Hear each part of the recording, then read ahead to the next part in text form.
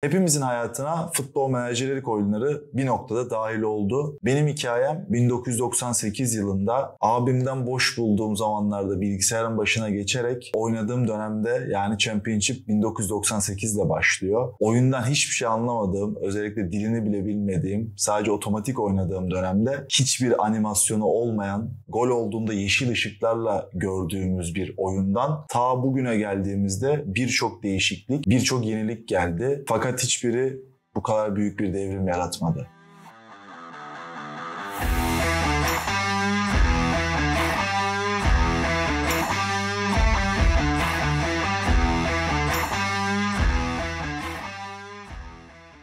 Evet, kapaktan da gördüğünüz gibi bir devrin sonu geliyor dedik ama çok da yalan söylemedik. Çünkü bunu biz değil, Sports Interactive'in stüdyo direktörü Miles Jacobson söyledi. Football Manager 2024 için yenilikler bekleyenleri biraz hayal kırıklığına uğratsa da özellikle 2025 yılında çıkacak olan Football Manager için inanılmaz ve devrim niteliğinde açıklamalarda bulundu. Football Manager 23 sadece bilgisayarlarda değil, Xbox, PlayStation 5, Mobile Touch ve en son Apple Arcade gibi birçok platforma girdi ve normal zamanlarda yaptığı satışların minimum 3 katına çıktı. Yanlış duymadınız. Oyun normalde 2 milyonlara yakın, yani bir yıl boyunca 2 milyonlara yakın satış yaparken daha bu sene bitmeden bu rakamı en az 4-5 milyonlara getirmiş durumda ve hatta beklentileri FM24 çıkana kadar bu sayının 6 milyonlara kadar çıkması. Futbol Manager oyunlarına çok aşina olmayan ve yeni oyuncular için her sezon, yani yeni girdiğiniz her sezon sizin için çok büyük bir deneyim ve çok yenilikler barındırsa da maalesef bizim gibi eski Futbol Manager oyuncular için aynı şeyi söylemek biraz zor. Fakat yıllardır FM oynayanlar için değişen pek de bir şey maalesef yok. Miles Jacobson FM24 için önemli gelişmeler yaptıklarını söylese de asıl devrimin Futbol Manager 2025 ile birlikte geleceğini kesin bir dille açıkladı. FM24 için en önemli, hatta tek gelişme olarak şunu söyleyebilirim. Eski sürümde kaydettiğiniz oyunları artık yeni sürümde de oynayabileceksiniz. Beni çok heyecanlandırmadı açıkçası.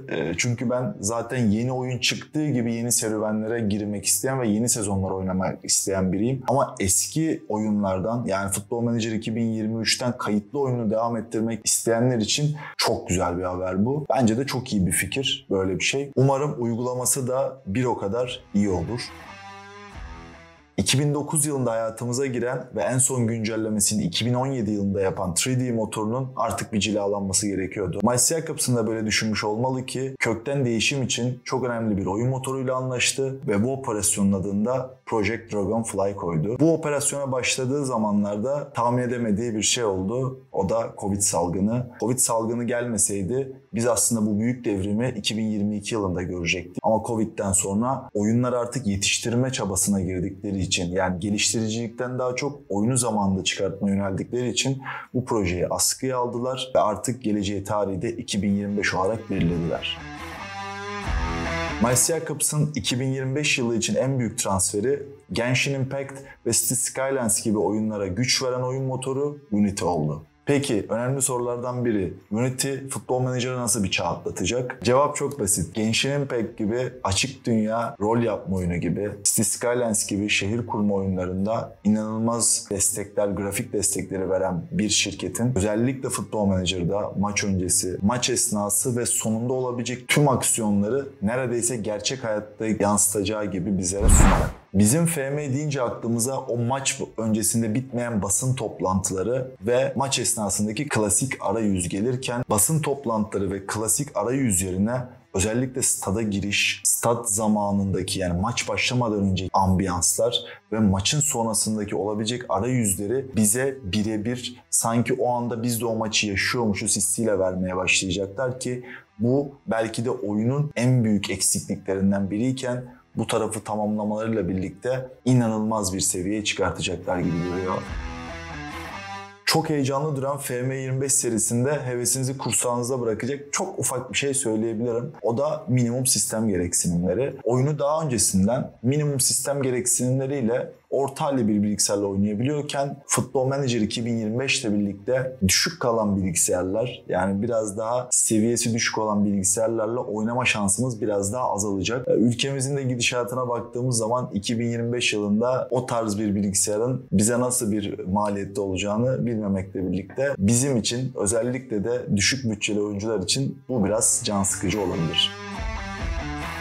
Peki FM25'teki bu yepyeni deneyim tüm oyun platformlarına gelecek mi? Miles Jacobs'ın buna da cevabı Football Manager 25 Mobile hariç hepsine gelecek oldu. Belki FM25 Mobile'ın ortalarına doğru, oyunun ortalarına doğru bu gelişme gelebilir. Veya Mobile'a 2026 yılında da gelebilir. Ama onun haricindeki bütün oyun platformlarında biz bu yeni özelliği tamamıyla yaşayabileceğiz. Peki bitti mi FM25'in gelişmeleri? Bitmedi. FM24 çıkış tarihi ne zaman diye çektiğim bir video vardı bundan önce ve o zaman çok da ortada pek de bir detay yoktu. Ben de biraz aslında kafamda düşünerek ve neler olabileceğini hayal ederek bir video çekmiştim. Orada kadın futbolunun ben FM24'ün içerisine artık entegre edileceğini düşünüyordum. Miles Jacobs'ın da benim gibi düşünmüş ama 2025 yılı olarak düşünmüş bunu. FM 2025 ile birlikte oyunda artık kadın futbolunu da iyiden iyiye görmeye başlayacağız ve kadın futbolundan aldığımız bir takımla orada da bir kariyer gerçekleştirebileceğiz. Bunu mesela FC24'te de geldiğinde de bahsetmiştim. FC24'te biraz daha karışık olacak bu iş. Çünkü Ultimate Team'de kadın ve erkek oyuncuların birbirine karışık olması biraz tat kaçırabilme ihtimali olsa da özellikle Football Manager gibi neredeyse birebir gerçeklikle oynadığımız, yani gerçek hayatla oyun arasında neredeyse hiçbir fark kalmayan bir oyunda kadın futbolundan da bir takım yönetmek çok farklı bir deneyim sunabilir. Merakla da bekliyorum yani. Bir kadın takımıyla şöyle bir menajerlik yap. Fena olmaz yani.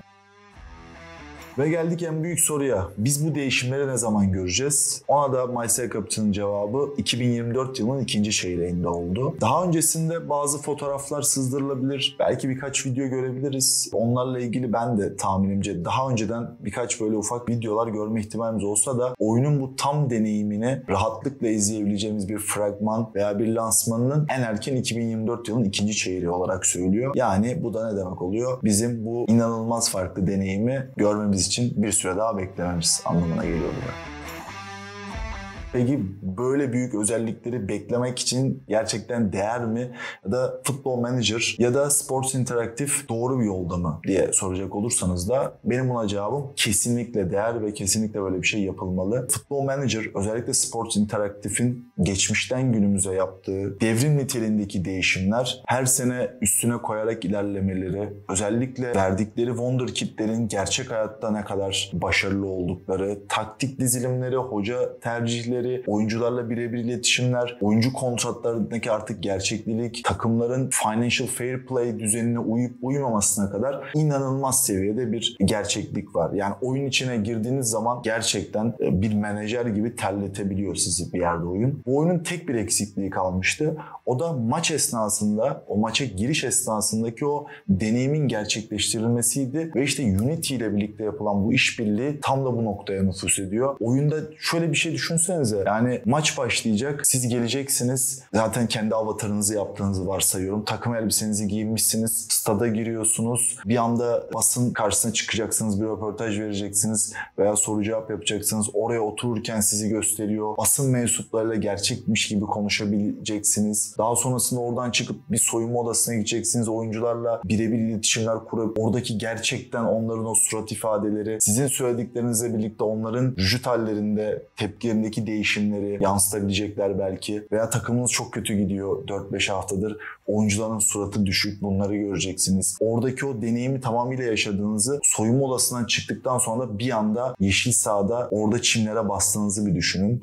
Gerçekten kenardan, yani yedek kulübesinden oyunculara talimat verdiğiniz bir durum gerçekleşebilir. O anki verdiğiniz tepkilere göre takımın tepkilerini daha net hissettiğimiz bir durumlar yaşanabilir. Bunlar bu kadar seviyeye çıkacak mı? İnanın ben de bilmiyorum ama benim gözümde bu tarz şeyler canlanıyor ve bu gerçekten yolun sonu olabilir. Bu işin sonu şuraya da gidebilir. İleride bu iş VR gözlüklerin özellikle gelişmesiyle birlikte, yani düşünsenize evde gözlüğünüzü takıyorsunuz ve bir anda sahanın içinde gibi komutlar veriyorsunuz. Yani bilmiyorum, çok uçmuş olabilirim ama çok da hayal gibi durmuyor. Yani bu kadar büyük bir devrim 2025 yılında gelir mi bilmiyorum ama çok büyük bir değişim yaşayacağımızı ve FM'nin, yani bu zamana kadar gördüğümüz Football Manager serilerinin artık bir kenara itilip aynı isimde de olsa yepyeni bir oyunun çağının başlayacağını çok rahatlıkla söyleyebilirim. Bunu dediğim gibi ben söylemiyorum. Direkt stüdyo direktörü Mike Jacobs'ın açıklamaları böyle. Peki bu değişimleri görmek için neler yapmamız gerekiyor? Öncelikle bu videoyu bir like'lamamız gerekiyor. Kanalımıza da abone olup bizi desteklerseniz çok seviniriz. Yepyeni FM videolarda da karşınızda olmaya devam edeceğiz. Kendinize çok dikkat edin. Hoşça kalın.